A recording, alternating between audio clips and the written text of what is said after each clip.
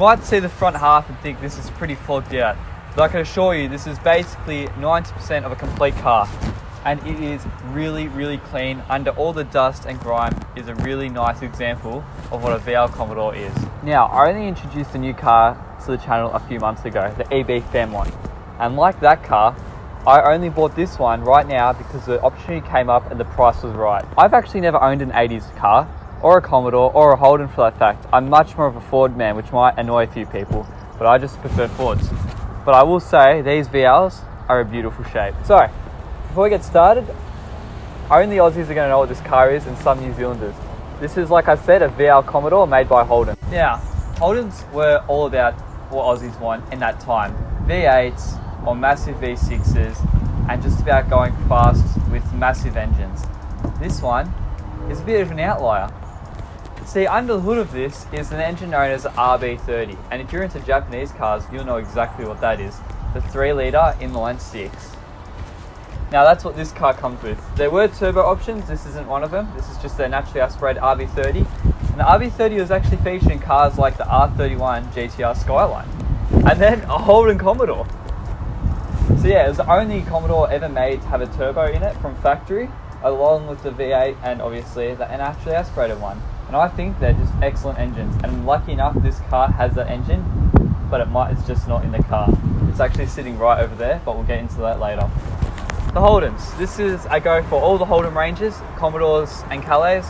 There was a sedan version and then the wagon version. The wagon sedan are pretty similar, obviously. So there's two different model options, the sedan and wagon. That was it. This is obviously the sedan version. And then in those, you could either get an executive, which was the base model, a Bellina, which is what I have featured here, and those are the only Commodores. Then, on the other side is the Calais, which is its own name, the Holden Calais. Again, you can get that in a sedan, which is what most of them came in, and a few of them did come in wagons for a very short period of time. On top of that is the most iconic run of cars for Australia ever made, which is the SS. That was the Holden Commodore SS, the sportiest version. Then there was the SS HDT. So the HDT was basically the Commodore SS sent to a dealership, then they tuned it, hotted it up, gave it a body kit, a better tune, whatever, and they called it the HDT. And then that was used for racing. That's called the SS Group A HDT, the holy grail of VLs. This one's just a Bellina, not exactly a base model, but nothing crazy special. And then paired with the RB30. Now, just to quickly go over the executive and Bellina, just so you know the difference. It's pretty simple. They're all share 90% of the body parts, even through the Calais. The executive just a complete base model, meaning you get no AC, no power windows, no power anything, right? It's just really base, kind of cheaper interior. Whereas the Bellina, still pretty base model, no, nothing crazy special, still has wind up windows, had a lot more factory options, so you could actually choose to get that in your car.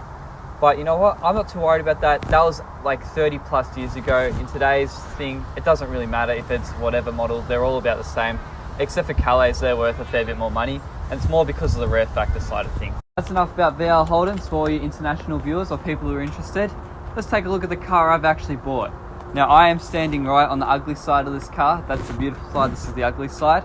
And I want to go over the pros and cons of the entire car, because to be honest, I just towed this straight here.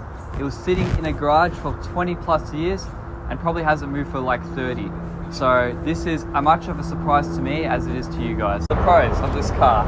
Now you got to remember this is a 35-year-old car or something crazy like that. So, you know, you get what you pay for, and I paid a really good dollar figure, and it's been sitting for a long time.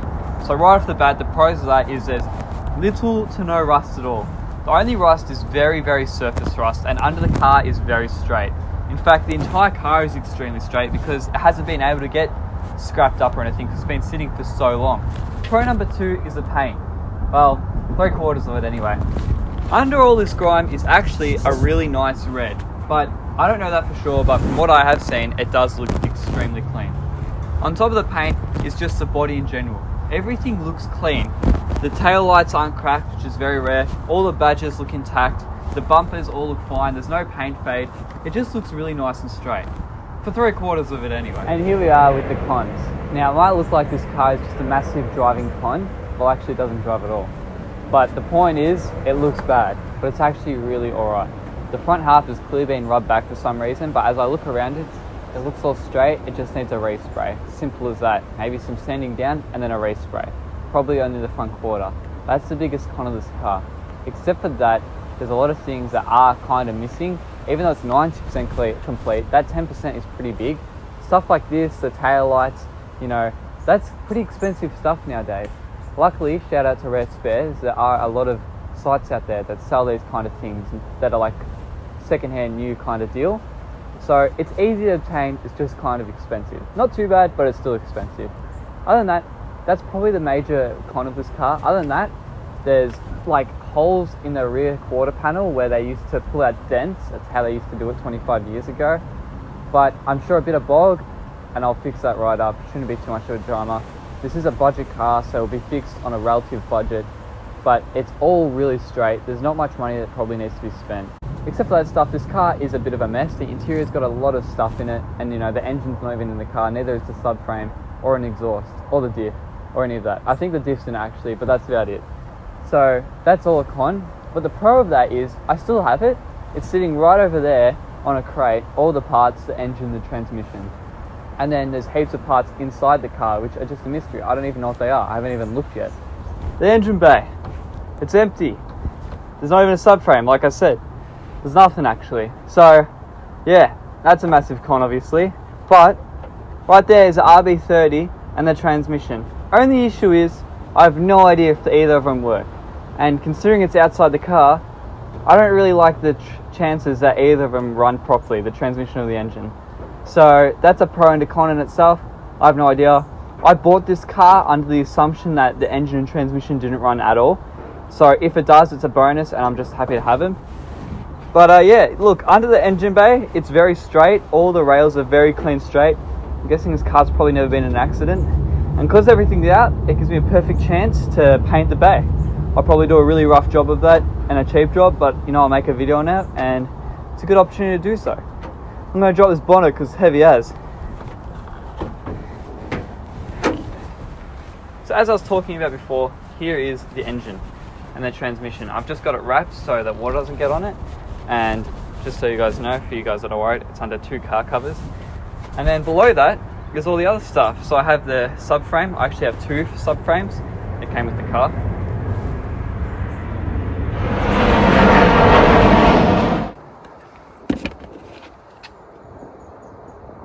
This is my first look at the VL's interior.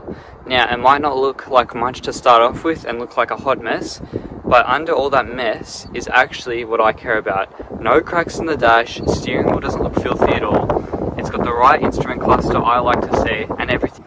Even the rest of the interior looks really nice, you know? Like just having a look at the driver's seat, there's nothing wrong with it. You know, it's missing an airbag, but that's it.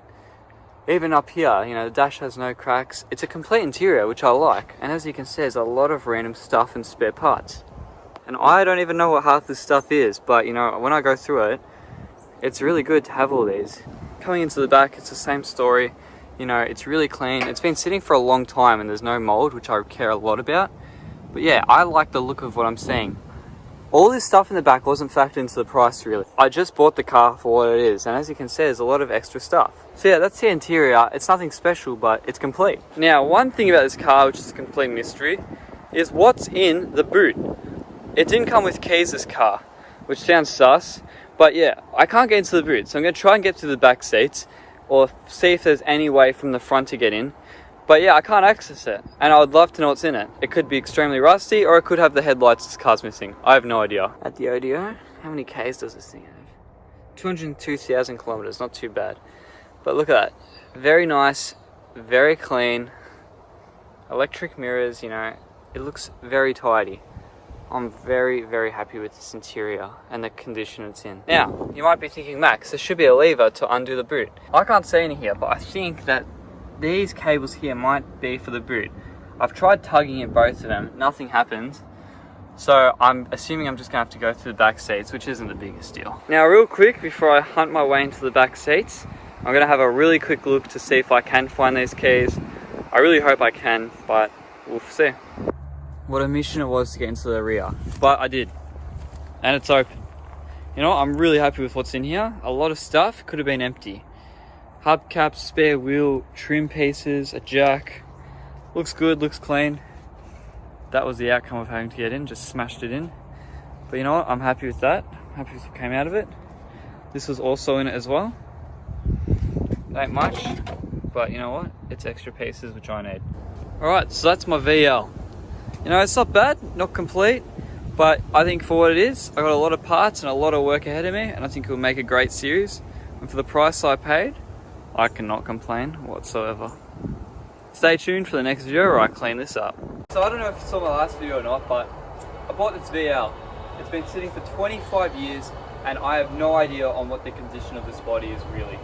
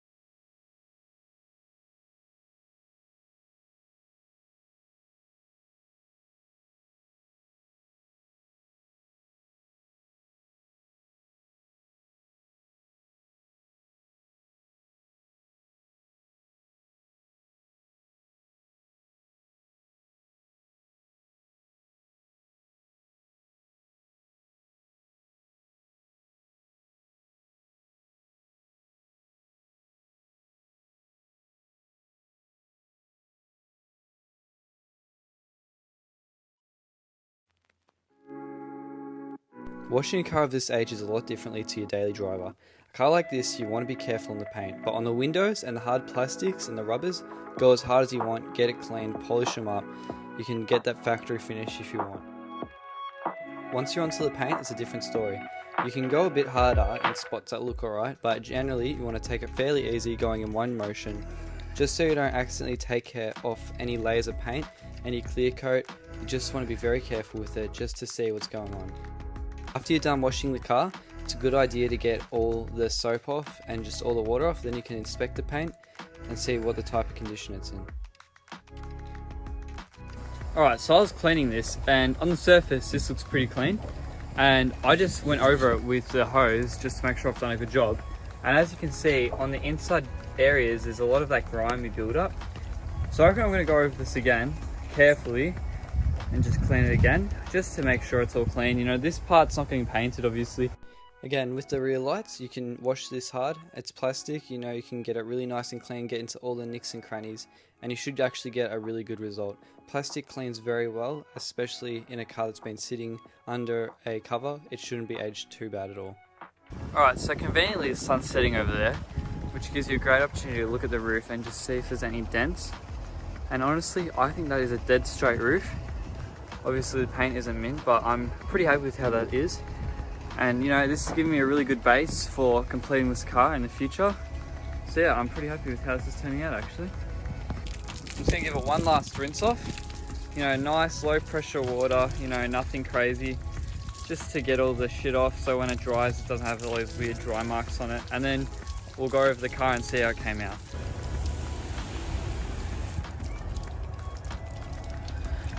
Alright, going over it, you can see all the plastics and rubbers that have this like moldy, grimy stuff over it. I tried cleaning it here and I think it came out pretty damn good. So that gives me a lot of confidence, but in general, like, I think with a good detail this car would come out alright, but I'm not going to bother. Probably just going to try Respray instead. But I'm pretty happy with how that turned out. I didn't really spend much time up here because obviously this is the state of it. But yeah, obviously it's got the bumper and stuff. Missing a few pieces up the front, but you know, it cleaned up pretty nicely. All right, so I've done majority of the car, like over it, and the red, look, it looks good, but that's because the car's wet. It's not good. I'm 100% gonna respray this. I'm thinking of doing those Facebook resprays where they're only like 2.5K and doing a review on how that goes. But you know what, the windows came out all right. Don't mind that, that's like some sticker that was on there. There's also writing down there that I got rid of. But other than that, like, there's no rust. As we can see, the roof looks pretty good. You know, I'm just genuinely happy with how this came out. Looking down the side of the doors as well, it doesn't look like this has been banged in with trolleys and shit either. Like, the body's really straight and clean. I'm gonna keep going over it and just do some final touches. But for what it is, I'm really happy how this has turned out. These little pieces here, they're a really nice grey, which means it doesn't have to get redone. So I'm pretty happy with that. Really nicely, I'll still dry it up. But those, you know, tail lights came out really good. Just happy with how it all came out, you know. Even the bumper, that grey is really nice. Obviously the good part of this car is it has a lot of spare parts and trims. So anything that I see missing on the exterior, it should be pretty easy to get out because I got all the stuff. I've already taken the rear seats out just to get access to the boot, but it's come with a lot of stuff and I'm thinking of putting Interceptor wheels on it. Let me know what you guys think for wheel options. All right, so in the boot, there's heaps of hubcaps. I see this type and then that type. I don't know if they're worth much, but there's heaps of spares, original jack, original wheel. You know, it looks really straight. I'm happy with it. You know, all these extras are gonna put the car all well together. And then obviously there's stuff here and all those exterior pieces, airbox.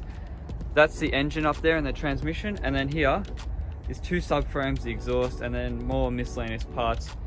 We've got the front bumper down there, another stocky there. So, you know, I'm pretty happy with that because, you know, it just completes the car. So I've got big plans. If you guys have anything in mind you want to see, let me know. So that's it for episode 1 of the VL. Episode 2, I'm going to do a full interior clean. I have this wet vacuum, so it wettens all the interior and then dries it all up. Should come out grouse. The interior is really good to start off with. There's no rips or tears on the interior or anywhere. It's a complete interior, unlike the exterior. So I'm really hoping we get good results. I'll take it really careful because even though it's clean, it's still old material. But it should be alright. We'll clean out everything inside, see what we have, get a proper situation of what this car needs and has, and then we'll go from there. But for cleaning it up, you know, the paint isn't exactly how I expected it to be, but that's okay because obviously the front quarter isn't resprayed. So that's all going to need a respray eventually. You know, but other than that, all the trims, like the grey trims, the bumpers, they're all really good quality. That's not going to need a touch up. I'm really happy with that. The tail lights came out really crystal clear. They're not cracked or anything either, which I'm really happy about. So overall, you know, I'll take what I can get. It's cleaned up. There's no surprise rust. There's no surprise bog. It looks pretty straight to me. There are little spots that I think are a bit hit or miss, but I think it's a really good base for the future episodes to come. And this is the outcome of having a car that's sat for so long. These cars that sat for 25 years, you know, they're not exposed to water or the sun to become rusty and whatever. So, you know, all the rubber around the windows, it's still in really good condition. Yeah, sure, it's covered in that moldy, grimy stuff, but I did a little section and it came all off. Off camera, I'm going to clean all that stuff up. It's just miscellaneous, it's not very entertaining or needs to be shown. But yeah, part 2 will be coming out very soon. Finally, edgy here needs a 22mm socket. Conveniently, I talk all the way around here to get into where we have our tools. I just remembered this car has heaps of tools in the boot. So I'm going to see if there's a 22mm socket. I highly doubt it, but wouldn't it be great?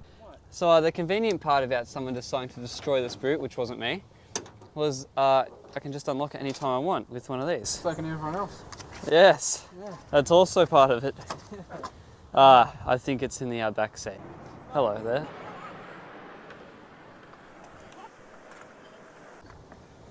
Electronic injection. Oh, electronic injection. I've got a few in here, and you got some there. What do you know? Probably been there for 10 years, 20 years. Never thought it was going to be used again, and here she is. Sick. Beautiful. What do you think about what I've purchased? I like them, man. Making progress? Alright, so what we're doing is... Oh yeah, well that wasn't meant to happen. Try to loosen this joint here by whacking it, just to loosen it up, because you know, obviously it hasn't been touched in 25 years. This guy's trying to get the hammer that's also about 25 years old back in order. but it should just pop straight out. So I'm lifting it up, trying to loosen it as he hits it.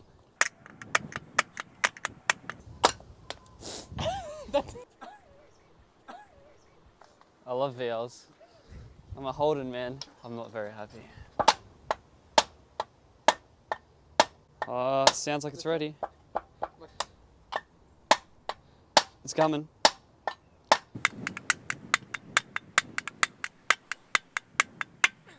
So what we're doing is, because he hammered the shit out of it, it's like all spread out. So it was a 21mm before, but now it's like a 22, so we can't get our breaker bar on it. So now this is the Mr. Maker, work it out yourself, you know, all that good stuff. It's loosening, taking its sweet time, but you know, it's loosening. 24-year-old bolt, which thought it was done for life, is now being resurrected. Got it?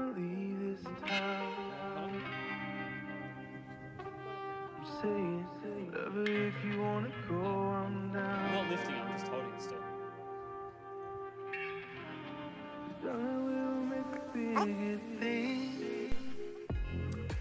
After non-stop trial and error trying to get this bloody bolt off, which decided to turn itself into a 22mm, we tried absolutely everything, but it just kept on spinning. We shoved a flathead screwdriver in it. We decided to resort to just smashing the thing and hoping it just eventually falls off, because we think it may be just rust that's just welded itself together. Alright, this thing hasn't been touched in about 25 years. Haven't said that before. But now we're going to put that just here, out the way. Do the side thing to the other side. Hopefully it's a bit less of a bastard. Alright, so all we're doing is we're going to move the subframe. We're just going to slide it in from over there. Should be pretty sweet.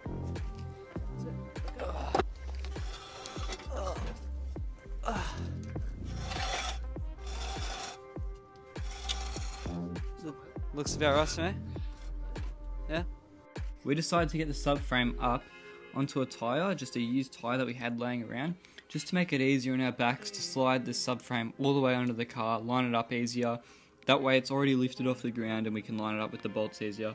Makes light work of a hard situation. Yeah, I reckon that's about right. Alright. So what we've done is we've lined up the subframe with the bolts underneath, so we can just lift it straight in and then bolts it in, just makes life easier. It's pretty light though, you know, old car, light subframe. Yeah, hold on. I'm not doing it, you're doing it. Fuck, it's a bit tight. Doesn't line up perfectly. See?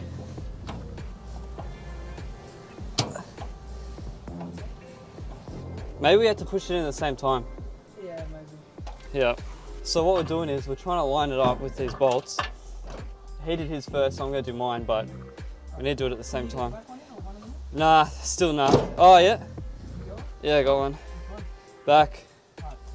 I'm doing it up now. Yeah, hold on. My knees love this. Am I retarded? Got it. Oh! Nah, I just about did. Oh, what a pain. Alright.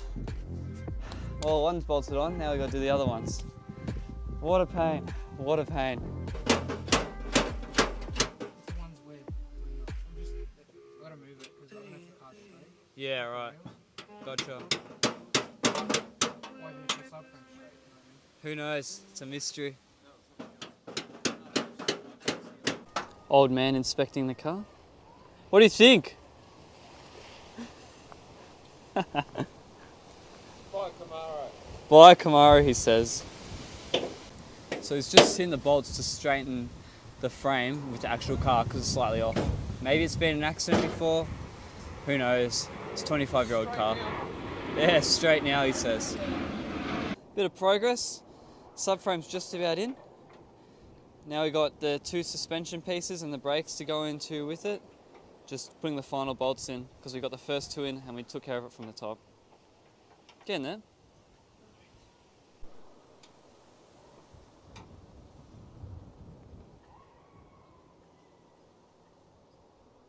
So just on the dash was this paper that says a rego number.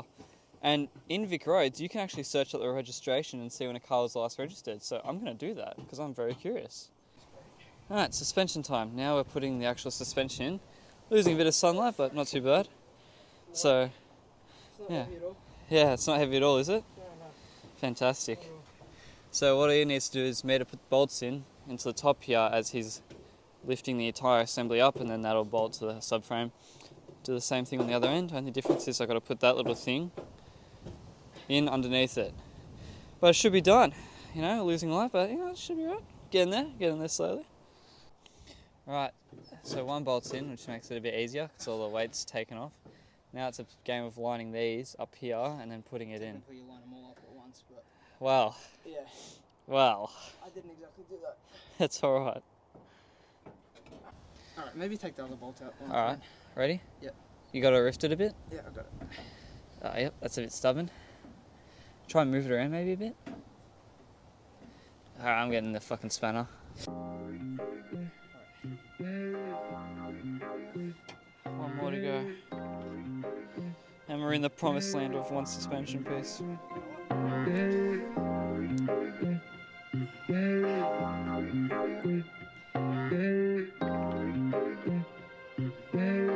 Beautiful. One down, kind of.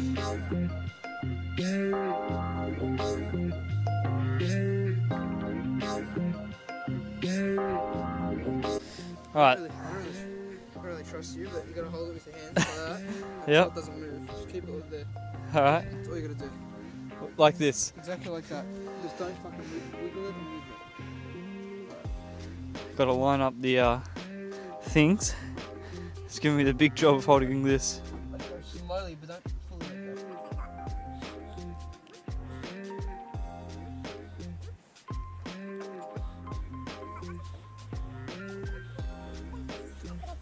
That's it. Easy. And it's in. Close enough. Yeah. That'll do. Suspension one piece is in. Finally. One side down. Another to go. What's next? Hammering what? Alright, managed to get the bolts in on this one. Now it's all about just working out getting this all connected to the subframe, and that's just about it. And then I reckon next video we'll have the engine bay, the engine in the engine bay. I might paint it up first and detail the car, detail it, paint the engine bay in the same video, put the engine in, and then detail the interior and go from there. But for now, the subframe's basically in. You know, we can put the bumper on tonight if we want. We'll see how we go for time. It is getting very dark at this point. You know, Melbourne, it gets dark really early, but yeah, we're getting good progress now. The worst part of the car is getting a lot better. Alright, ball joint is now going in. Holding the stick up for some leverage. Do you want me to hold it off here?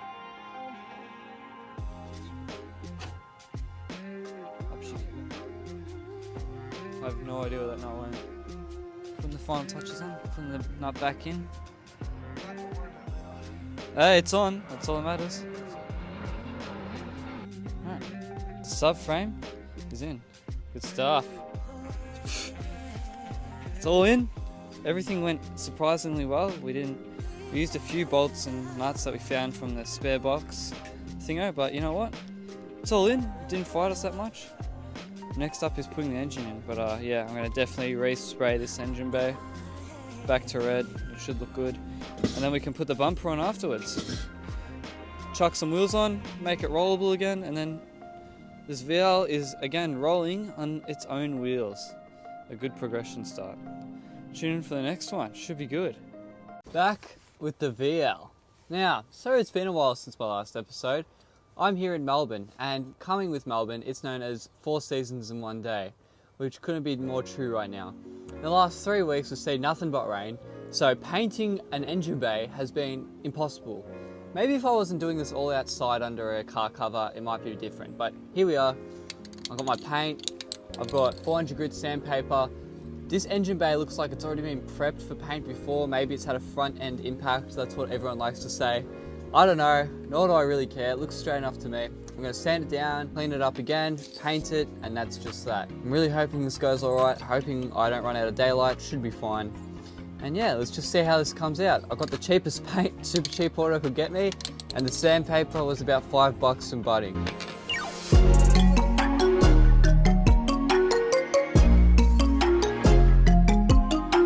Alright, right off the bat, we can see it is absolutely filthy in here. That's because the car sat for so long. I don't even know how dust gets in the engine bay, but it has. It's just everywhere. And on top of that, all these wires are just absolutely caked with dust as well. So I'm thinking I'm going to clean all these wires up, then take care of all the dust everywhere.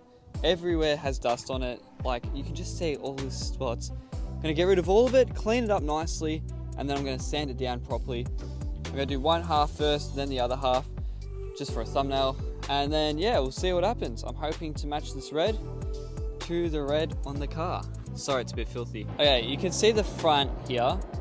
Now, I'm not going to paint this. I'm actually going to leave it black, what it is already, only because I'm not sure what that color is normally, and I quite like the look of the black.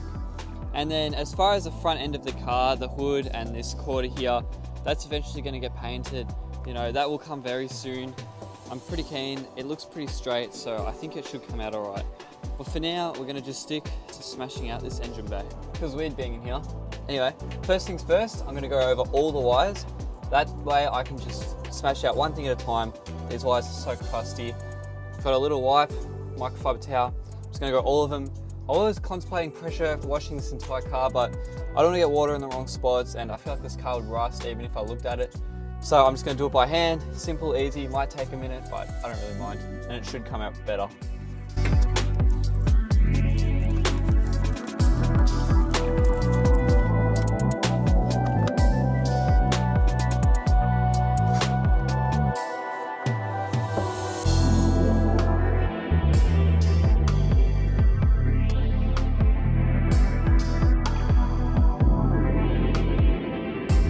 These extra wires here, like the spaghetti, I'm just going to dump all the spaghetti under where the transmission goes.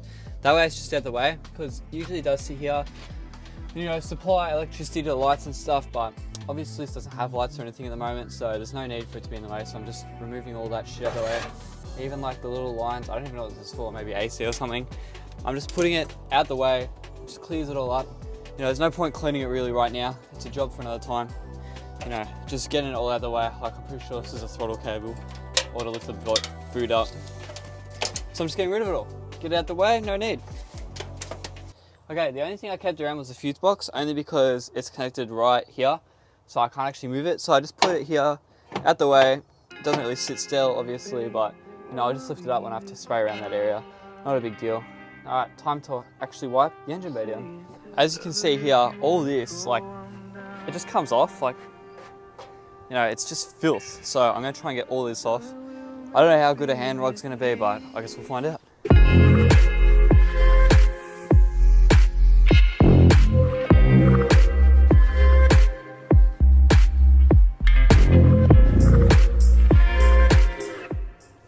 Already, look how nice that red is. Like, that gives me good confidence for this spot here. Like, just to test, like, obviously it's primer only, but that looks fucking good.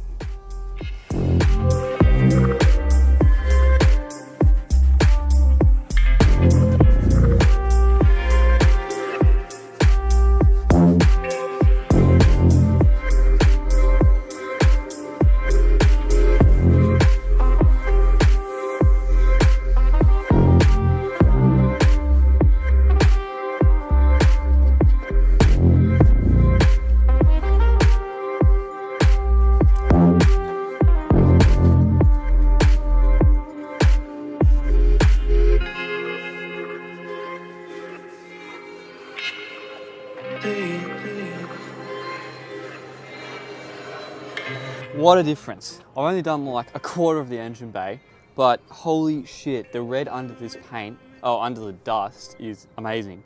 Obviously though, it's been touched up in about 3 different spots in this one little section, so it doesn't matter how good it is, it's gonna need a respray anyway. Chances are that paint is not gonna match this one. I just kind of bought whatever paint that was red. So I'm still gonna scuff it down with the sandpaper and then just respray over it. Gotta do what you gotta do. I'm just going to try and make sure there's no dust left on this thing and do, yeah, one part at a time. Now I have my sandpaper This is just 400 grit. You know, you could probably start at 200 and work your way down to 400. Can I be bothered? No. So I just got 400, $1 holder, whatever. I'm just gonna sand it all down. Try and get all this dots and rusty shit off, because whatever shows on top of this will show straight through the paint. So if there's bumps and shit, it will be magnified with the paint on top of it. Obviously I'm not looking for a perfect finish or anything, but there's no point painting it. It's just gonna peel off after 3 days. So yeah, time to sand.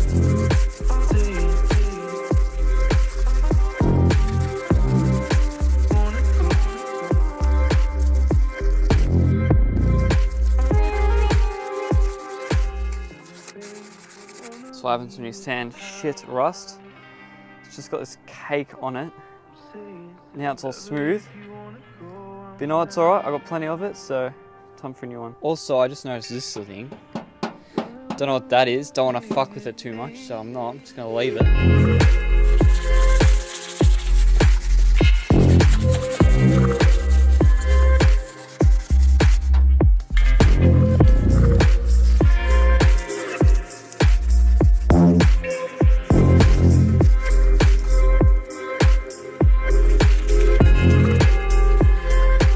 Obviously it's a bit hard to get into these spots here. I'm just doing what I can, but you know what? It's come straight back down to the metal. Good sign. All of this shitty rust is coming off. How can we just wipe over it and call it? All right, I just said that we're gonna wipe this down. Completely forgot about this rail here. So I'm gonna go over this again, obviously. Because all this rust, that's like the most important thing to me, just to get off, because I reckon that would flake off straight away. My block just doesn't fit in here. Oh well.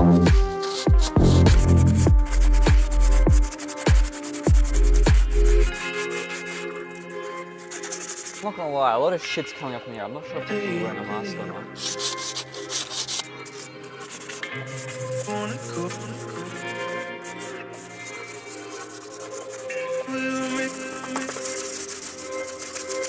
Alright, time to rinse all this shit off.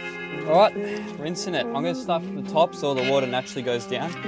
But I reckon rinsing is just as important as the painting part, because if you fuck up the rinsing, the paint won't stick.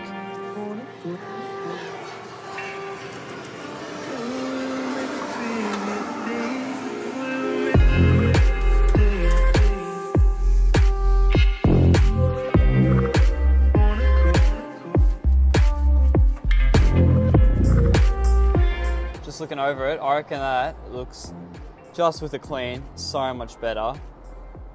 Obviously it's time now to paint it. It's all nice and dry now. There should be no wetness when painting, obviously. All that you see, that isn't dust, that's just like, I don't even know, but sand it down. Let's hit it. Now, this spot here, where this sits, I'm gonna respray the top and work my way down and just move that accordingly. I don't exactly know how I'm going to get it, keep it out of the way. I'll work it out. Now, I'm using this paint to spray enamel. Not exactly made for this, but you know, it was 15 bucks or something, and it's red, and this is also red.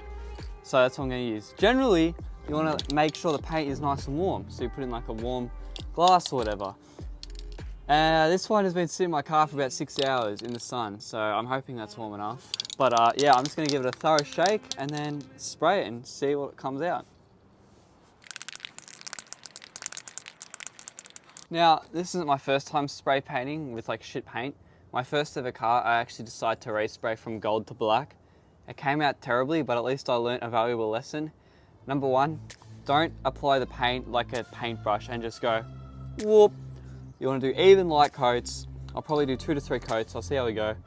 And just make sure it dries. Last thing I want is runs. Runs looks absolutely garbage. If I can avoid runs, I'll be a happy man.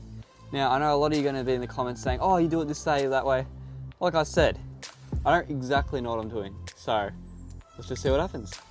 Now, also, I'm not very fussed if I get all this shit red. It is what it is. I'm just respraying it. So, as long as this doesn't become red, that's all I care about.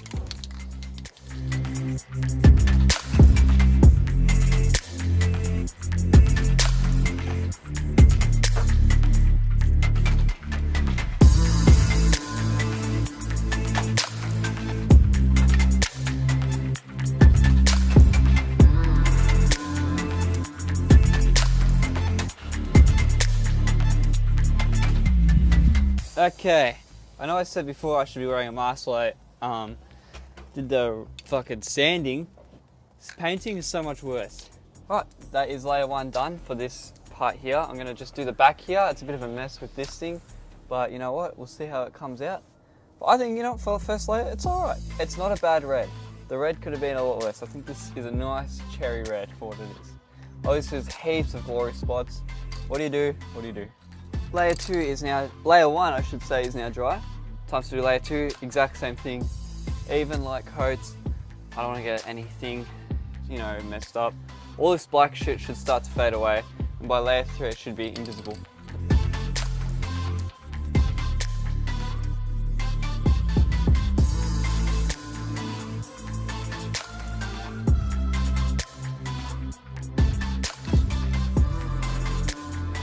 You know, it's coming out alright, I reckon, but obviously still a lot to do. Got the entire other side of the engine, for example. Final layer, still a lot of black spots. If I have to do 4 layers, I will. I have another can anyway, and you know what? I don't really mind. It's a nice colour. I'm pretty happy with how it's coming out so far. There's still runs here and there that are inevitable for me. I don't really know what I'm doing. So, you know what? For what it is, I think it came out alright. Alright, I've just finished number 4, coat 4. Now it does, coat 3. Now that obviously that's before and this is after. I reckon I'm gonna do another coat. Like, it's coming out alright, you know? Like, it's got a nice shine, but fuck man, there's still a lot of that black stuff everywhere. And you know, I think it comes down to just using a cheap paint. So I reckon I'm just gonna go one more coat just along these parts where it really needs it, you know. But there's no runs, which I really like, and I want to kind of keep it that way without the runs. But you know, I gotta do another coat, so I reckon another coat is to come, which ain't too bad. And then I'll see you guys after the next coat. Losing sunlight fast, but you know what? I reckon it's done. There it is, final result. Now obviously all here has to be done. I kind of forgot about that, so I'm just gonna do it when I do this. It's not a big deal. But you know what? For what that is, I reckon that is so much nicer. I did the back here as well, all in here and all that. I reckon that looks a world of a difference. Like, compared to what it was, what a job that was to do. Here comes my dad to inspect for himself. So that's the VL. One of the worst spots of this car was the engine bay. It still kind of is without the engine in it, but now that it's painted, it means you can chuck the engine and transmission in, and you've got a fresh, clean bay to look at. Now, obviously I still have that side to do, but as you said, it's getting dark. I'm gonna do it off camera, but man, this side looks so good. Obviously, if you're doing your own VL, you know, this is never a walkthrough tutorial. You want to do an undercoat, prep it properly, do different types of sandpaper levels leading into it, and then your undercoat, and then, yeah, of course. This was just a send off. I didn't even tape anything down. You know, obviously it's not a mirror finish. I've never done this before. This paint was like $15. So if you want a cheap job, this is it. This is all for looks. You know, who knows what I'm gonna do for the outside of the car. I'm probably gonna do a lot better of a job, maybe clear coat it and everything, match it to the rest of the body. But for this, you know, you can kind of get away with doing a cheaper job. So that's it for this. I reckon next video is either engine in, something major like that with my mate again, or I'm gonna clean the interior and make it new. Can you believe it? This VL is finally getting its engine, the RB30. This guy's really happy about it. Thanks to Melbourne weather, it's been so long since we've been doing this, and finally a day that's not completely raining. Like, it is a bit wet, but it's not raining anymore. It hasn't for a minute. We can finally put it in, the VL. Get in the crane, lifting the RB30. Now, this wasn't in the weather. I did have it under a cover, wherever it is, this shit. But here we go, and it's got the transmission on it as well. With the engine crane. Here we go. Because of these legs, all these legs we have here, space is tight. So we've got it tied up right there. And that's how we're gonna do it. Maybe if we had a forklift, this would be easier. But do we? Oh, it's gonna work. No. Now, you're probably wondering a few things at this point. Why the hell are we using a crane to get the engine down? And why does our supposedly factory Holden engine say Nissan? Well, for one, we had a forklift ready which decided to die right before we tried filming. So we decided this was the next best. And for the engine, well, let's take a quick history lesson. The year was 1986 and Australia had a new law coming through that all engines must run off 91 unleaded octane. Holden's previous 6-cylinder, although legendary, could trace its roots all the way back to the 60s, and with that old technology it just couldn't handle the 91 unleaded. So Holden looked towards Japan for a new technology engine, and that's where they found the RB30. The RB30, the most powerful 6-cylinder ever in a Holden, and they had the option of a turbo, which at the time was the only factory turbo Commodore, and now 30 plus years later, it still is and always will be the only turbo factory. Still to this day seen as a legendary engine with the tunability to make insane noises and even more insane power. This engine was also featured in the iconic Nissan Skyline R31, but this engine isn't as clear as it seems, as we will learn very soon. The idea we have is I'm going to push it from here that way, and he's going to pull the crane. Now yes, if you haven't picked up already, we don't really know what we're doing, but let's just give it a go. Right, fucking, it's off now. Holy shit. Okay. Alright, the bonnet is coming off. Now, we've got a dilemma. This transmission and engine, we don't know if we want to put it in at the same time together or not, only because it'd be an absolute pain and we don't really want to damage anything when we put it in, you know, because, you know, we're kind of just sending it. Obviously we've got the bonnet off now. Now it's time, do we want to just send it? What do you reckon? I don't know, depends if you've got talking about a bolt. Fuck. I reckon we just attempt to put it in, see what happens, and then if it's completely rooted. I don't know if it's going to work, we'll see. Yes. Here we go. Right. Oh, Exhaust coming off. my ear. Penetrated. Pin went rated. It's off. Look at that thing. It's in. Transmission 2 ended up getting the transmission in. Now this might seem confusing. You're watching this, that's me, but I'm in my room. Turns out you're seeing the engine already in the car without me recording a damn thing. Now, as I said earlier in the video, it was not as simple as I was expecting at all. Matter of fact, the subframe of the engine did not bolt in together at all, and it was really strange, and I couldn't work out with my mate, who's a mechanic, why that was the case. Now, it all goes back to the first day I bought this car, months ago. It came with 2 subframes, and actually a lot of spare parts. Now, when we chose which subframe to install out of the 2, because they looked identical, we just chose the one with the more complete stuff. Already had the springs and suspension set up, had the brakes and all that, so we just went with that one. Now, when we dropped the engine in it, off camera we did it, it turns out it didn't bolt in. It's almost like the subframe wasn't built for the engine. Then we realized it's a V8 subframe. It's never gonna bolt in. So in this state, we thought, what do? Do we just put a V8 in it? Do we put the new subframe in it? All this work for nothing really. Now, it begs the question, why the hell did this car come with 2 subframes for a V8 and an inline 6? And I have 2 ideas. Number one, remember this car had been sitting for 25 years and there's a shit ton of extra parts. Someone clearly wanted to do this car up. So it begs the question, did they want to V8 it and now they have the subframe for a V8? Or did they want to put an inline 6 in it and they have the inline 6 subframe and it's a Nissan engine? Maybe it's not an RB30 from a Holden because they were made in R31 Skylines. But the 1988, the car I have, that has a turbo block RB30. So if that is a factory engine, it's turbo block, it's only got 200,000 kilometers on it. They're meant to be reliable. It's not like it would have blown up and he's trying to engine swap it, I think. But then you see the front of the car stripped back, the engine bay stripped back, doesn't look like it's been an accident. It's all a mystery. The point is, we put the engine in with the transmission, it's in, everything went smoothly, it's just not bolted in perfectly.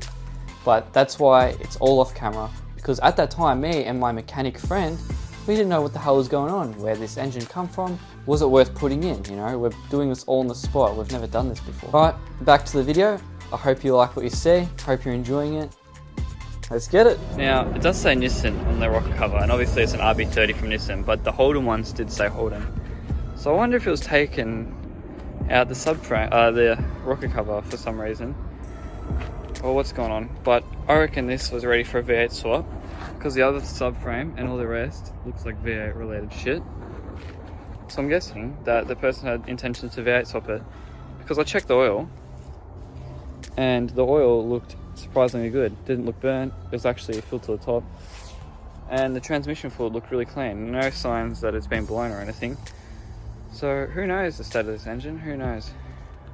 The engine is in. Now obviously there's still more to go.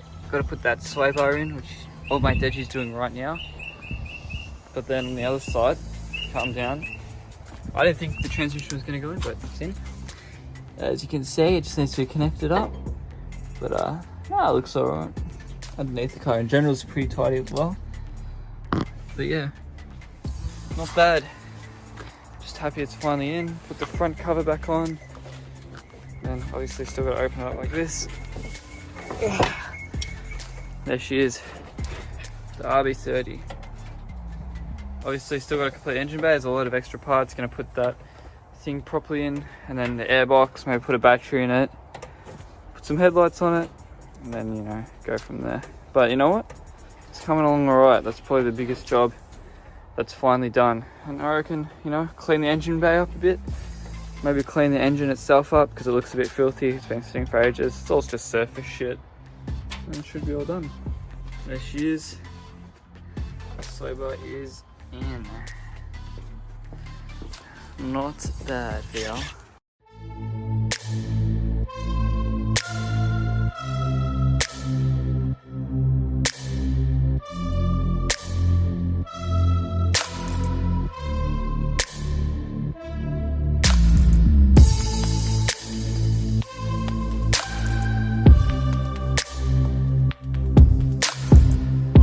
You know, it wasn't that long ago that I bought this car, and the best part of it, and the reason I bought it, was because the interior was so clean.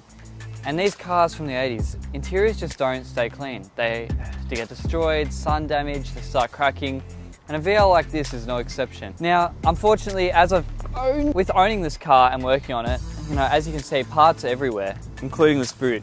I've been moving things, shuffling it around. I had to get into the boot through the back seat, so the interior's become a bit of a shamble. But it's actually still in really good condition. But it's just dusty and dirty, which is perfect, because now I have a wet vacuum, which I'm going to clean the entire car. A car like this, you don't want to go too hard. I'm going to be very gentle.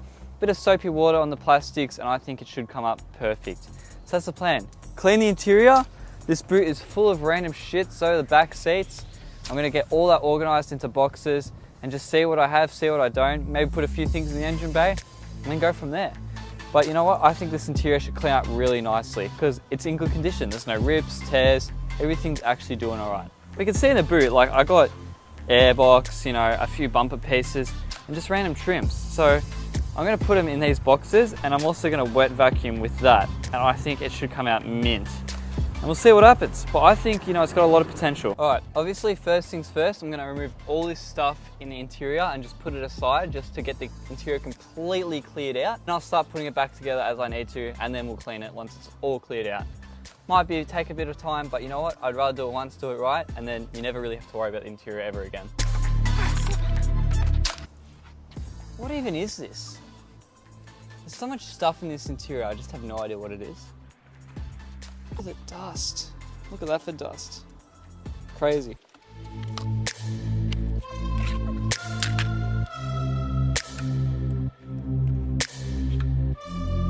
All right, coming in. I don't know what this is. I would say it's the ECU or something. I'm not too sure, obviously, but you know, you can clearly see something goes there. This piece is right there. Rather than take that out, you might as well just put it straight in. It already looks so much more better just covering it. You can see there's a lot of animal shit here, and I absolutely hate dead animals, especially spiders. So if I see one, I gotta lose it. But you know what? This interior smells fine, so I really hope there's nothing dead in here. Considering it smells fine, I'm hoping that means I'm all good. Now, I think this is a sales sticker at one point, but as far as the doors are concerned, I think all that will clean up nicely. So I'm gonna take it really easy, just everywhere, because this material, I don't wanna mess with it too much, same as the seats, but you know, coming in, got a lot of random stuff, but I'm just gonna sort it out and see how we come up. Everything I touch has extras in it to some degree, and this is an ashtray. So I'm gonna empty all these extras out and then put the ashtray in the car. Now, I do believe this interior is actually quite complete. Obviously it doesn't have a horn, but like down the middle, everything's there. But one of the things that was missing was the ashtray. And now that the ashtray's there, now it needs a clean, but obviously we clean the interior. Way more complete. Just missing a stereo. Other than that, it's got everything else. So I'm really happy about that. Also, I don't know if this cluster is from a Berliner. If anyone can tell me, please do. Because I thought they had a clock here, not the RPM. Who knows?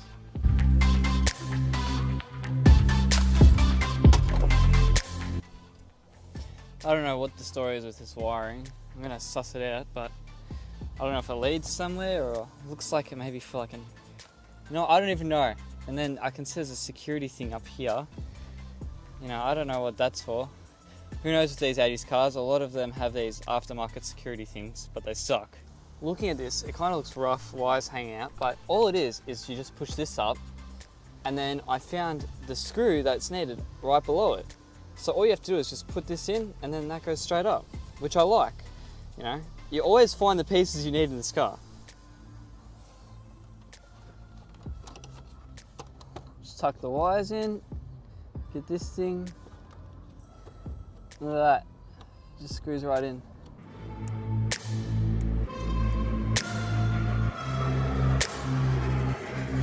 How much nicer does that look? This thing just popped in as well from before, because this was hanging out. Way better. Look how much more complete that makes that look. That looks so much better. And it's little things like that. That's what I like about the car. Here we are with the interior, the center console. Obviously the ashtray just came, but look, it's got the aux cord ready to go. You can just plug something right into there if you wanted. Then you got a lot of these things here. You know, they're just miscellaneous things, so I'm just gonna put them in a box, just so I don't forget it, you know. I don't really know what this is for. There's screws like this which hold the interior together, so you don't want to throw that out, you know. It's worth something. It's good to have in your car. I reckon that cleaned up nicely, you know, getting rid of all the stuff, completing the center console a bit more. Obviously it really needs a vacuum and clean, but that front seats are coming together. My plan for these back seats is just remove them, because there's a lot of shit and rubbish all over the joint. So I'm gonna get rid of all the rubbish and get the seats out, and then clean it all up, put it all back together, because it's a bit of a mess.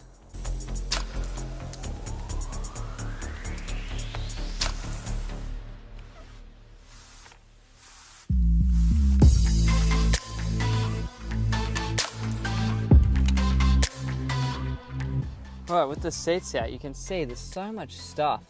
I don't know what all these lines are for, but I'm just going to put it in the engine bay box. But yeah, even like stuff like that, extra head cover, whatever the things are called, you know, just parts galore. Put the seats out anyway. You look at the seats, you know, they are dirty, but the condition's really good.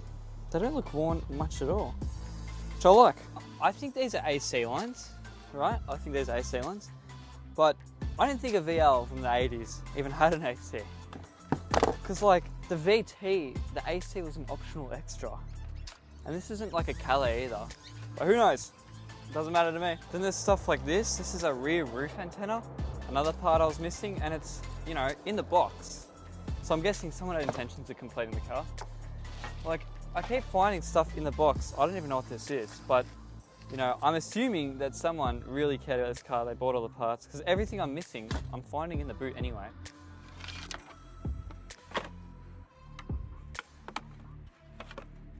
I'm gonna get another box, because this I did as an exterior and an interior box, but there's so much engine bay parts, I'm gonna do 2 separate boxes for that. So much of what I pull out is just so dusty.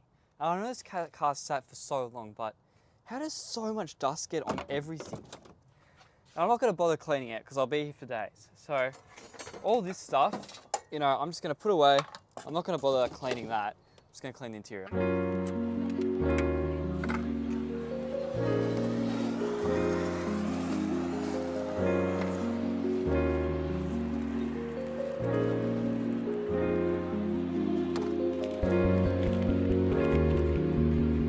Here's another antenna.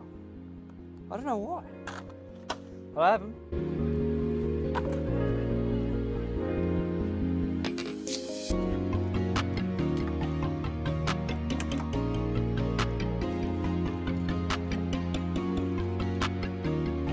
Whoever owned this car liked fishing, clearly, because I have a fish float.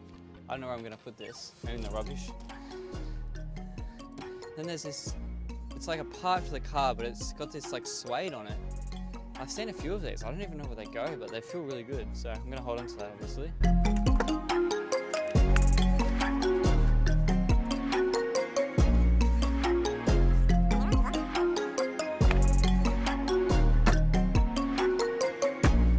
Alright, looks like I've created a bit of a mess, but we've got the interior box, the engine bay, and exterior or whatever.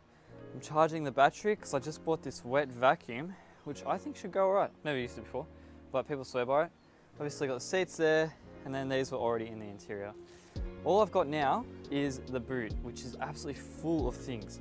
Now it looks like a pain, but I'd rather be filled with parts than not. Like the airbox, for example, I really like that. There's that suede piece again. No idea what that's for or where it's from, but I'm just gonna pull it out and see what happens. Hopefully there's no dead animals in here, because that would suck.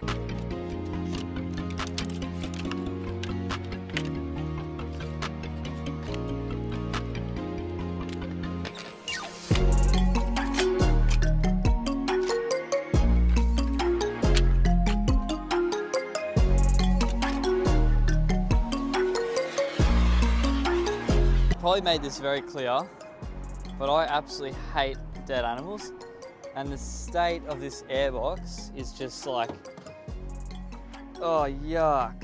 I don't even know what is in that. I'm just gonna move that straight to the engine bay pile. I don't even want to know, that is yuck. I hate clearing cars out like this because you just don't know what you're looking at. Someone tell me what this is, please. Suede, I don't even know. Is that Ford logo? What's that doing in here? You know, my EB needs a Ford logo, so, you know, I might take that actually.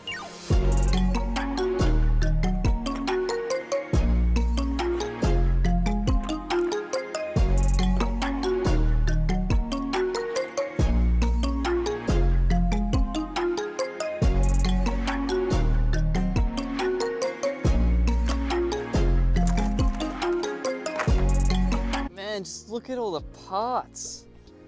Like, I don't even know where half these go. Like, obviously some's for the engine bay, but like my box is already filling up. I'm gonna have to get more boxes. It's crazy how much stuff can fit in this boot. Time to get more boxes.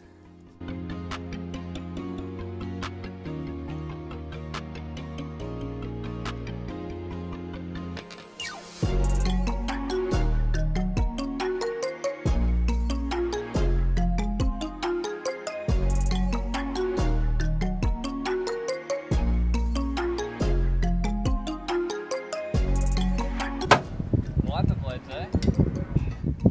I needed these, I reckon I can just go install these right now. Let's go do it.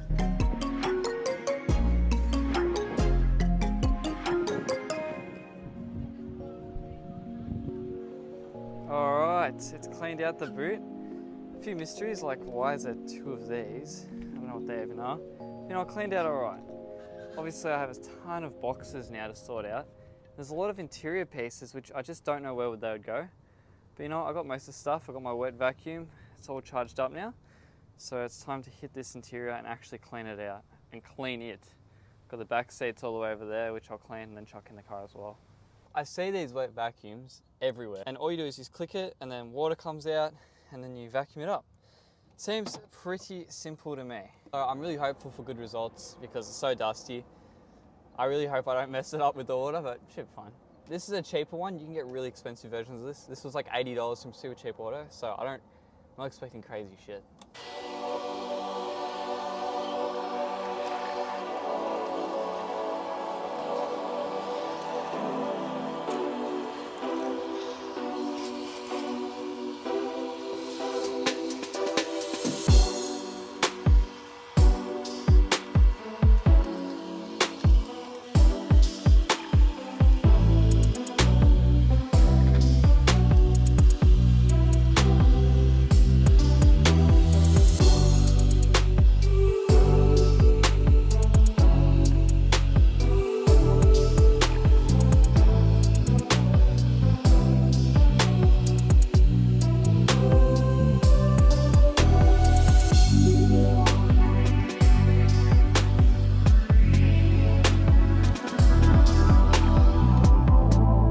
Alright, interior time. Obviously I just did the seat, it's still a bit wet, but it looks alright. Now, obviously with plastics, a lot of people have different types of materials, which is fine. But this interior, it's just dusty from sitting for so long. So I think a microfiber towel is all I'll need to clean the interior. I'm just gonna go over all the plastics and I think it should come up really well.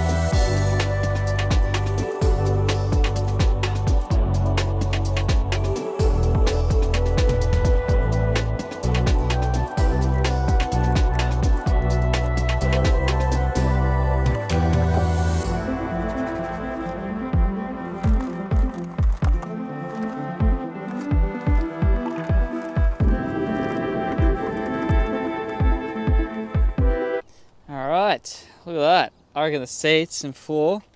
Look at the dash. 20 years of dust gone. Gotta do the driver's side now, but yeah, I reckon that is cleaned up nicely. You can see the cluster is so dusty. It is, this is what you need a microfiber. Never use a paper towel because that will scratch it. So I'm just gonna go over it real nice and easy. Look at that. Tell me that ain't clean. I love it. It's so satisfying. Just cleaning it all up. Obviously I need to vacuum the seat and vacuum the ground, but other than that, interior is just about done. You know, I've got to do the door handles, but they're not that bad, you know, they just need a bit of a wipe down, which I'm going to do anyway, but look at that. What a difference.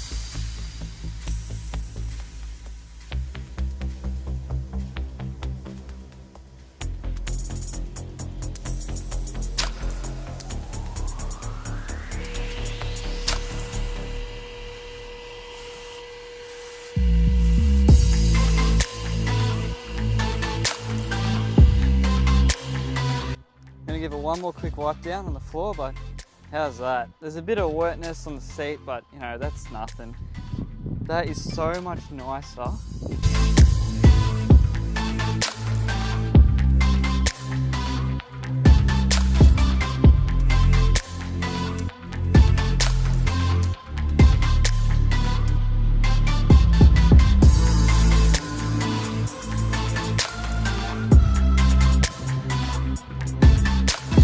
Because of the material of this door, it's like a carpet. I'm actually going to wet vacuum it and then wipe it with this on all the plastics here. But I think this should clean up nicely. It's not too bad, so I'm not going to go too hard. Just be easy on it, but let's see.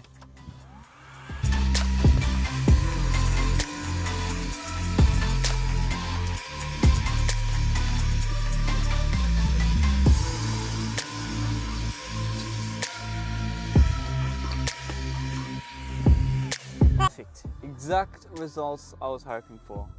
Perfect. Perfect.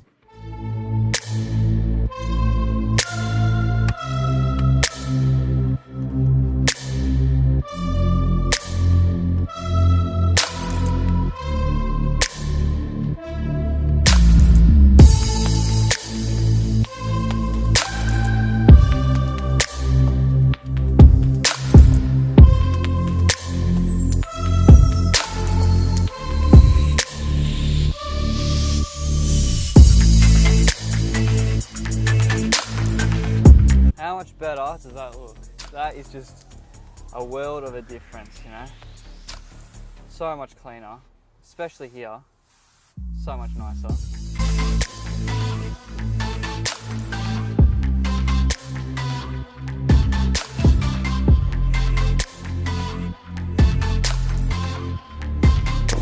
Alright, rear seat time. Now, this is mainly just like literally shit and then just rubbish. This just needs a really good vacuum really, and like, that's about it.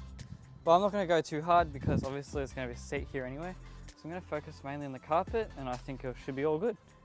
Now, as far as the boot's concerned, I'm thinking I will leave it as it is. Like, I've given it a bit of a touch up and a clean, but you know, it had a lot of stuff in it and like it's mainly dust. And now that all the dust is gone, it's cleaned out nicely. So I think that's pretty solid, pretty clean. Doesn't really need much. As far as these boxes are concerned, when I sell the car, I'm just gonna sell it all in the box. Like, I'll put things like the engine bay things in the engine bay when it needs, but there's not much that can go in this boot really. Like, all these extra parts, they're not really for the boot. So the boot will probably just stay as it is. I might put these boxes in the boot after I'm done, but I'm pretty happy with how they came out. It's clean, there's no rust either, which I'm really happy about. Like, you can see there are stains, but they're never coming out really. So there's no point in fighting it, so I'm just gonna leave it. Before it is, I think that's a very clean boot. I'm gonna put some boxes in and that's about it. All right, the back seats. These ones are for your ass, that's obviously for not your ass. Now, again, a bit messy, but no damage at all. They barely even look like they've been sat in. Look at that. Tell me that looks like it's been sat in, you know? It's obviously dirty, but it's had all the spare shit sitting on it, so I expect it to be. So I reckon this should come out really nice with the clean, so I'm gonna hit it.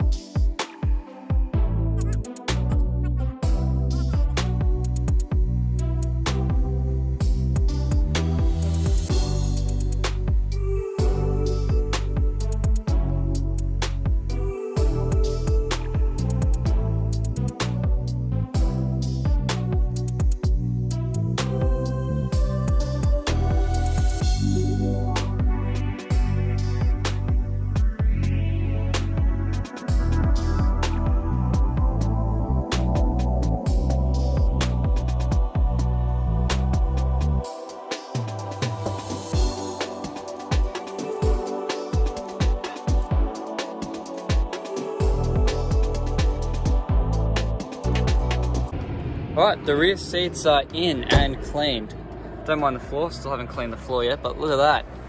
How nice is it to see this car complete? Interior, a few wet spots in the seat, they're still drying. Even the door handles came out really clean. Coming close, look at the gauge cluster. Like, there's no scratches, it just looks mint. Even the fact that there's no cracks in the dashboard looks good. Everywhere does. I'm really a fan of the seats as well. You know, it all came out really nicely. Even coming down to here, it's missing a radio and that's it, but like, everything looks really nice, you know? Everything works as well. It's not filthy anymore. And then obviously clean interior, I found a few parts, like this little plastic parts. We got the wipers for here now. Even if we come to the back, we've got the antenna. We've got two antennas for some reason. Let's clean the plastics up. That's the next video, cleaning the exterior of the car. Now I know I already did it, but it needs a proper polish. Red typically polishes really nicely, so I got good hope, and clean the engine bay up a bit as well. But other than that, like all these extra parts, like I don't even know what I'm gonna do with it all. I got interior, exterior, rubbers, engine bay. you know, the whole lot. So yeah, just see what happens. Other than that though, I think that's it for the VL for now. The sun is setting. It's been a great, rare Melbourne day. And I'm really happy with it. I'm glad the door handles and trims came out good. But look at that. Just looks so much nicer cleaned out. Like, look at that. So much more presentable. Then yeah, the boot, obviously I went over it, it's got the spots, but got the rubbers now, which is good. So yeah, the boot's all good. It's more or less a case of just cleaning the exterior. These rubbers just are caked with shit. But you see, the black comes up nicely, you know, because it's just dirt that's been sitting there for so long. And that's kind of the case with the entire car. It's just filthy, but clean enough. So I guess we'll see what happens. That's on to the next video.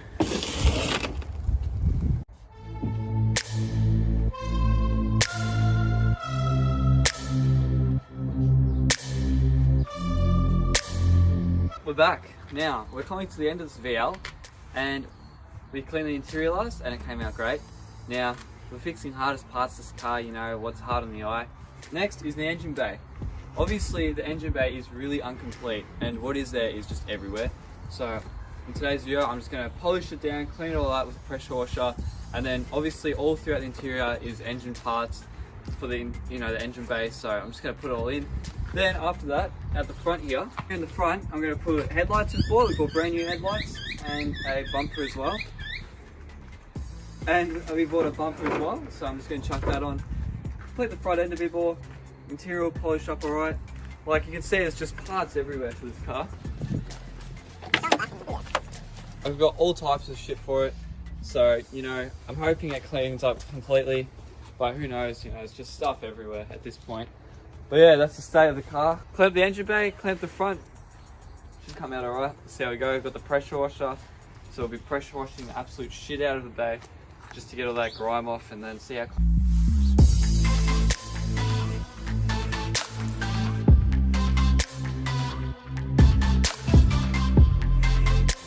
To make it easier on ourselves, we know what's going in the engine bay, we're just going to make a pile of stuff. Like as you see, we have the windshield washers, some front bar support, the bumper, and then just other stuff. So we're just going to sort it all out, work out what actually needs to go in the engine bay, rather than just going through all the parts, save some time, and then complete it all up.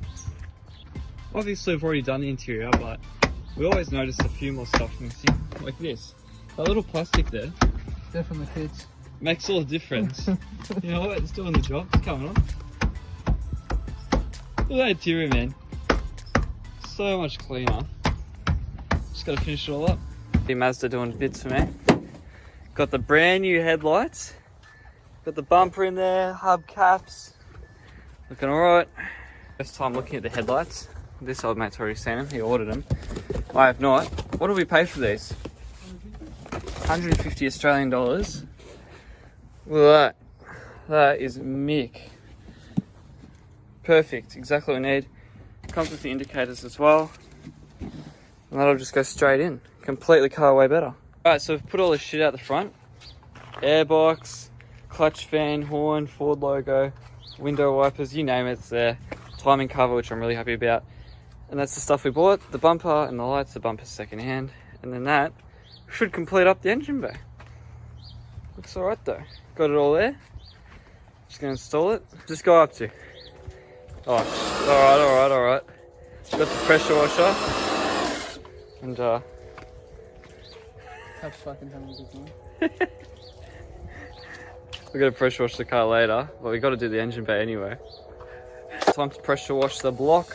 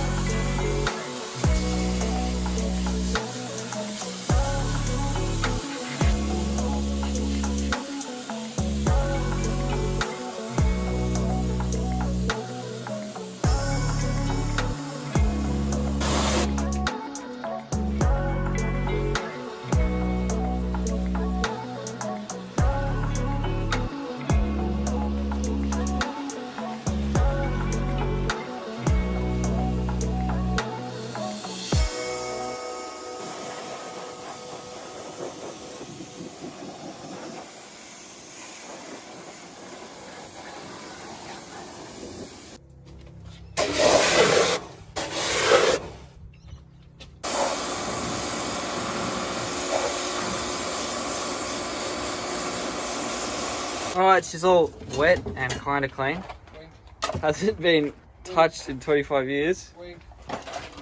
Mate, this guy's immac job. Clean. With our Karcher pressure washer. But yeah, there you go. Time to put all this in it. And whatever this guy's got going on. What do you got going on here? Fancy fucking screws. Screws what? Fucking screws, mate. Alright, just putting a few things together. Just chucked a shitty old battery in it.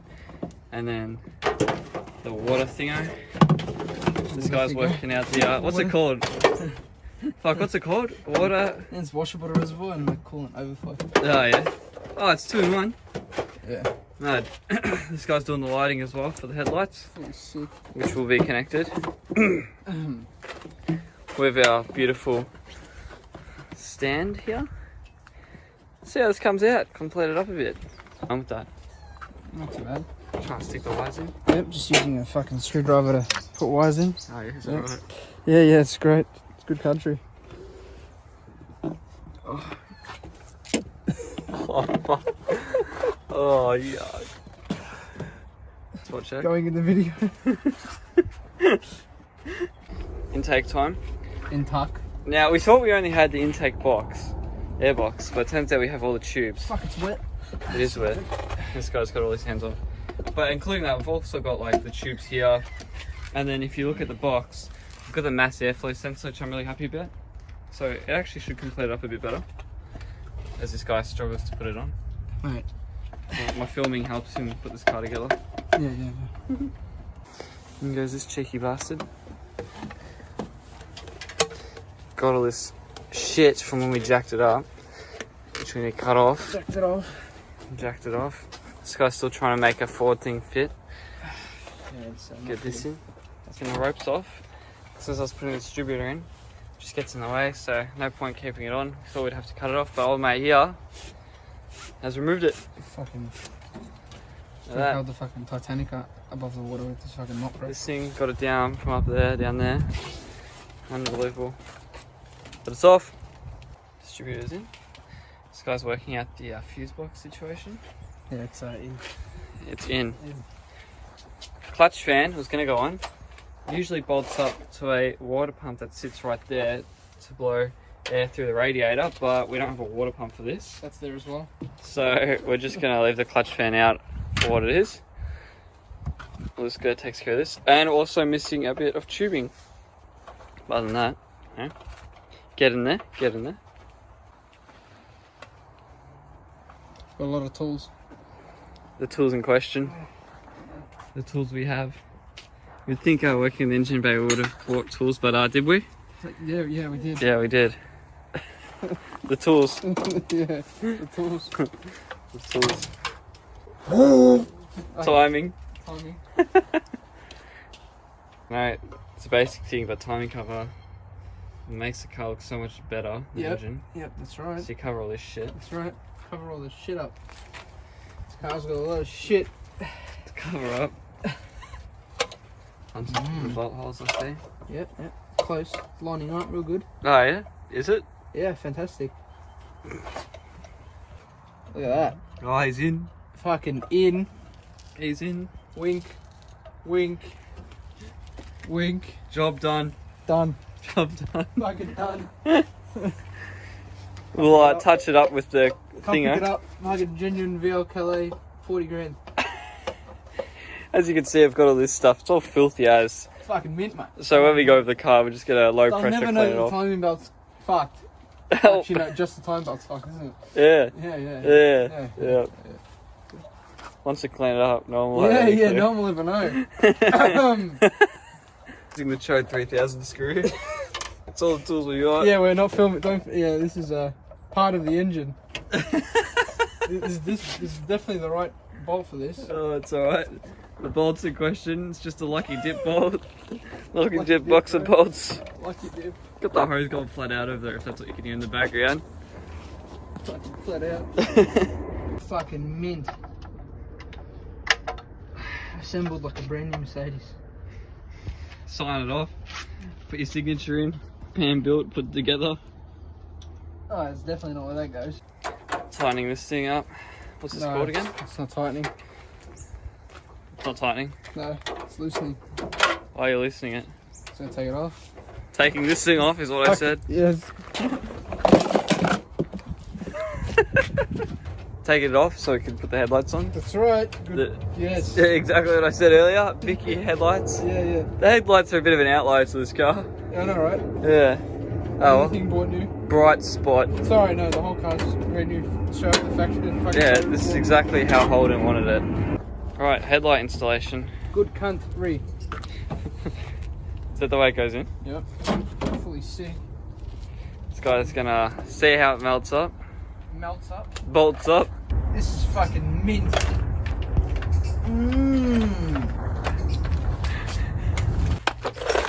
What are you looking for there, buddy? Some fucking nuts. Bolts. It's like a monkey. Fuck off, cunt. Oh, you fucking. Bolting the headlights in. Yes, that's right. Look how mick they look. Fucking amazing. Look how mick this looks. Sick as. You know, be even better. Had the right fucking thread. Yeah. That'd be awesome. That'd be alright, eh? This guy just really wants to sell a car. If you want to buy this car and you're located in the Melbourne area, please hit me up. Shock. Please buy my car. Ask $8.5 grand for this weapon. $8.5 lousy dollars. If you look at it, look at the interior, mate. That's what you want to buy. No, don't worry about paying. We'll clean that soon. $8.5 grand. That's all I'm asking. Running a bit out of screws here, Just a little bit. but here goes the headlight in. He's trying to anyway. I can see why they were $150. Yeah. They look great, but we've just learnt why they were $150 off the factory. Factory floor. Factory floor. Drives like a brand new Mercedes Benz. Well, this guy's got his arm under. Doing the most.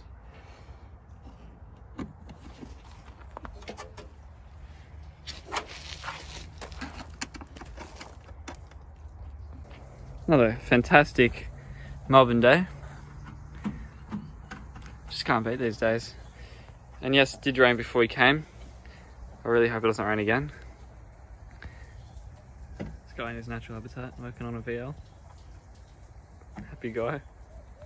What are you thinking? Give us the verdict. Fucking mint. Mint. Fucking mint. Mint. Fucking, That's all about it. Look at that. fucking mint, bro. Beauty. Sick. Fully sick. Oh, finger action. Fucking mint, bro. His girlfriend loves him. That's right. Well, this guy looks for bolts we don't have.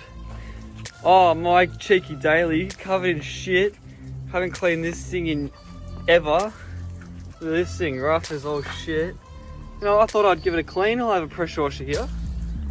Look at the daily. What a beast.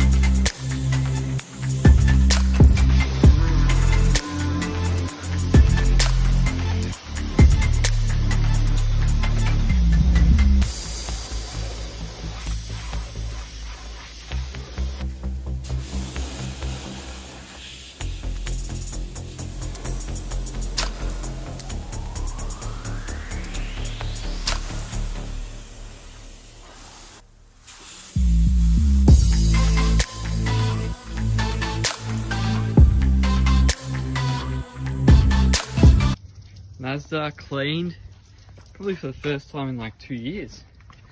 You know what? The car's a shitbox, but it's amazing what these silver paints can come out like. This was actually gold when it was brand new, but because of the sun, it's now like a silver colour. Yeah, it's not bad.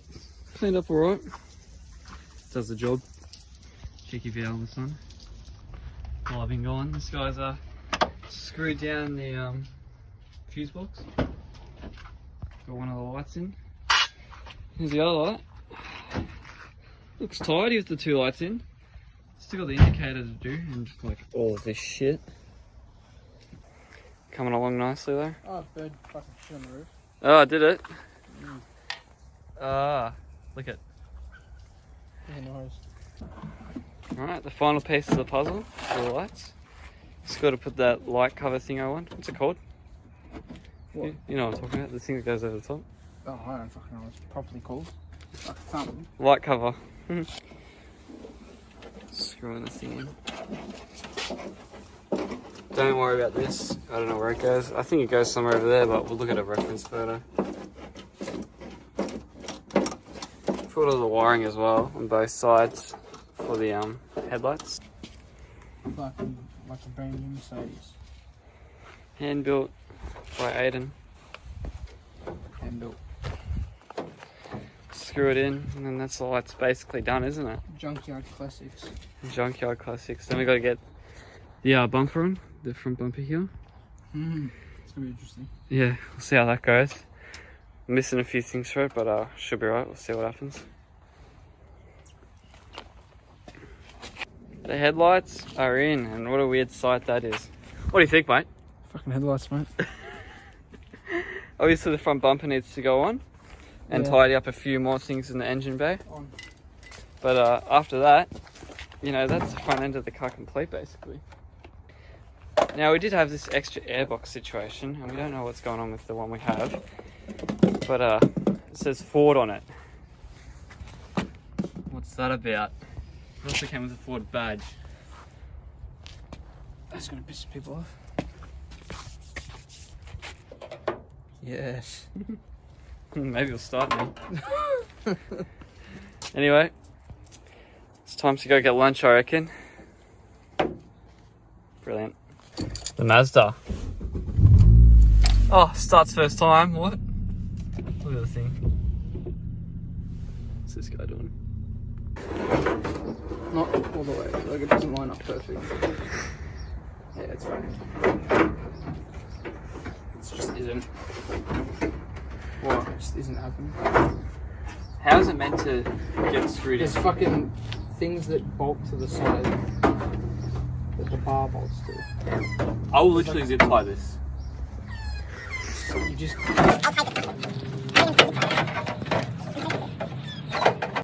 Alright, so we basically finished it all off. This airbox is for a Ford, not a VL. Don't ask me why. So I just left it in there. We put this little thing in here. You know, the thing to actually open the bonnet, that boot release, that's there. But other than that, you know, we really can't put the front bumper on because the because the shroud isn't there. Shroud, what's it called? I don't know. The reinforcement. Yeah, we've got no reinforcement, so we're just gonna put the bumper, leave it with the car. This thing here, the wipers and the horn, you know, we've got nowhere to put it because the backing's not there. So just gonna leave the bay completed. Like if you actually look at the bay itself, you know, it's fairly completed for what it is. It's obviously missing a lot from, but where it started, you know, it's gone a lot better. We're gonna pressure wash all this just to get this dust off. But other than that, it's just about done. So now it's just a case of cleaning it up. And you know, that's about it. That's about as far as this VL bay will go. And that's just all it's worth for us. What do you think, Aiden? $8,000. $8 grand, take it or leave it. If you're located in the Melbourne area, you've got a VL on your hands, RB30. I don't know if it's turbo or not, probably isn't. Comes with the transmission, interior's nice and clean. There's a turbo in there. I'll make it turbo, but it won't be attached like the engine to this car. Yep. Yeah. Next video, I'm going to clean it up, and I reckon that's about it, and get ready to sell it. Here's the last video of the VL Commodore, the cheapest one I ever bought. Paid $1,000 for it, and it's going. I'm selling it. So in this video, we're going to detail it with our 1980s detailer and Maguire's, a very underrated Australian product, and we're going to hit it, see how it goes. But as you can see, looking around the paint, it's far from clear. Half the car doesn't even have paint on it. Fuck. So we're just going to detail it, see what happens. It's probably going to come out decently, who knows. Red's always a good colour detail. If you look at the wheels, they're all flat. So I got the compressor here just so we can pump it up. Engine's just been touched up. That was the last video, putting that all together. So I'm just letting that dry out because I cleaned it up a bit. But Interior is done, it's cleaned up, there's an engine in it, transmission in it. It's all really missing is a detail. I was contemplating doing the front half of this car, but it's not worth it because the paint's so far gone that a detail's kind of detailing a piece of shit at this point. So yeah, we're just gonna clean it up and see what happens. Professional fucking detailer. I've been in the business for fucking 40 years. 21 years old. Yeah. Mate, if I can't get it up fucking nice, I don't know who can. If you notice things around this car, like the antenna missing, we actually found those pieces when we cleaned out the interior. If you want to watch that video, feel free to. But yeah, just going over the car, really cleaning it up, making it look presentable. See what happens. We did a bit of a tester. It's come up not too bad. This is a tester. Not too bad. Feels smoother. You know, obviously it's got some little cancer spots like the person's filming's head. But look, it looks alright. This is the spot we filmed. As you can see, it's nice, a lot nicer red. Did a bit of a test sale here. Now it looks a lot better.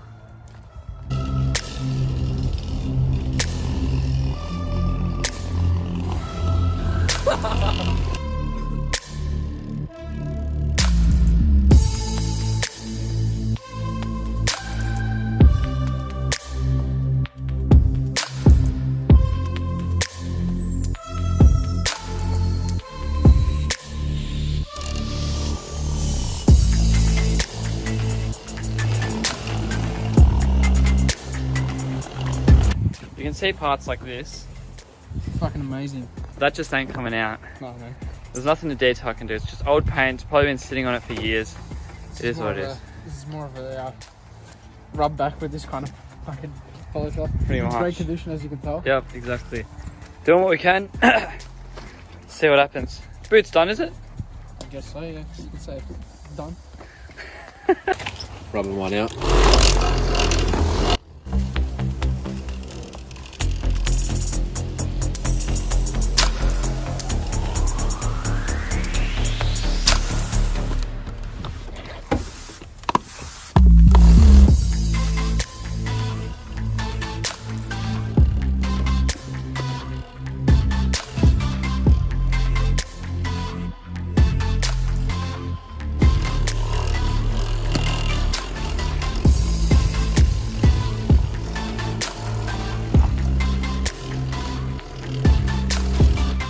What do you take me through the process of detailing? Fucking send it, cunt. Oh, fuck. Again. So what do you do? Wouldn't be the first time. Talk to me. Disperse the compound. Yep. Right. Fucking like that. Mm. Turn it on and off you go. Right, yeah.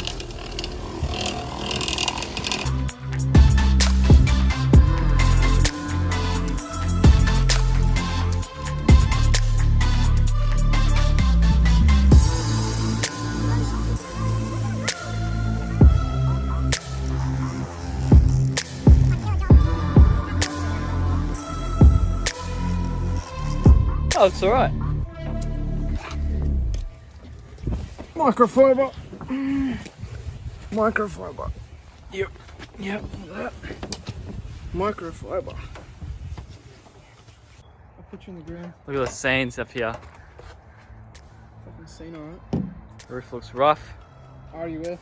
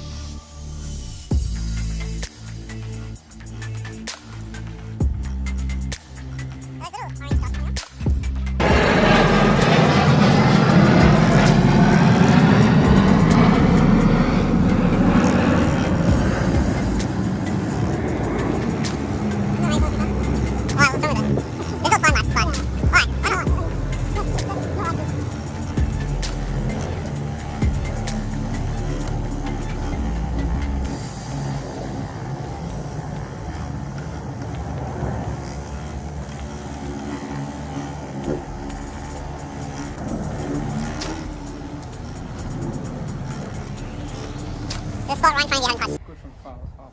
That's it. Looking at the doors are all complete, so is the rear end. How's that for a cleanup? Like he said, good from afar, far from good. Just polishing up the roof now. It's always gonna have these little spots, but Make sure you use a microfiber. yeah, Wiping the microfiber. polish off. Yeah, obviously, you know, you can't really do much about the front, but for what we can do, I think it's coming out all right.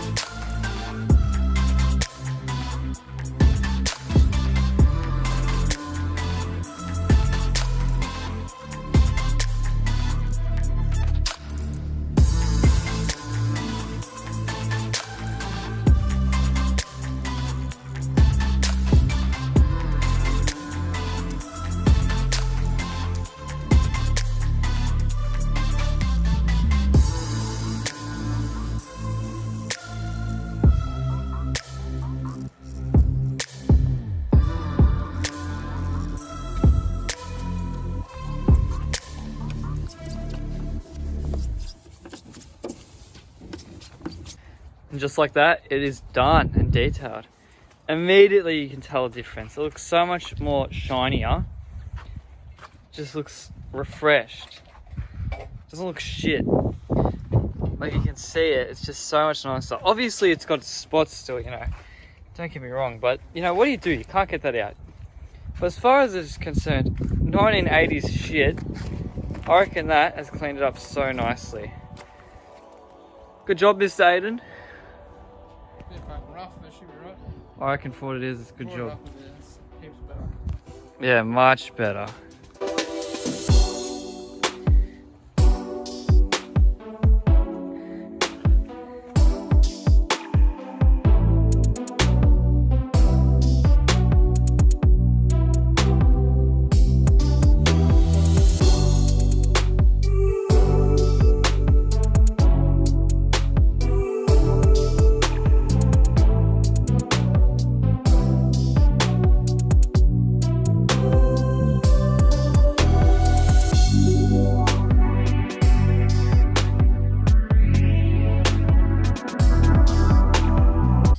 And that's the result. Pumps tires polished. Now we do have one of these clips right here, so we're gonna put that on, and we're also gonna just put something over the hole here, just so there's no water getting in. But other than that, I'd say that's about it. Anything else you got to do, really? I think so. Yeah, sell it. So if you want to buy this car and you're located in the Melbourne area, 8.5 G's. That is it. The VL is officially done. What a series. It's been fun. But you know what? It's done. You might be disappointed that we're not starting it, but it's just beyond our ability. And for where it came, I think we've polished it up nicely. Just towed it out the way with the Mazda. And it's for sale in the Melbourne area for $8,500 if you're interested. Here it is. Beautiful car. Sad to see it go, but you know what? I'm happy about it. Just wrapping up though, like, look at the interior, man. Back seats. Front's a bit rough, sure, but you know, the engine's completed. Getting there. I'm actually genuinely sad to see it go, but its time is come up and it's time to sell it. I'm going to take photos of it now it's in the sun. And that's about it. It's been a great series. I'm sad to see it go.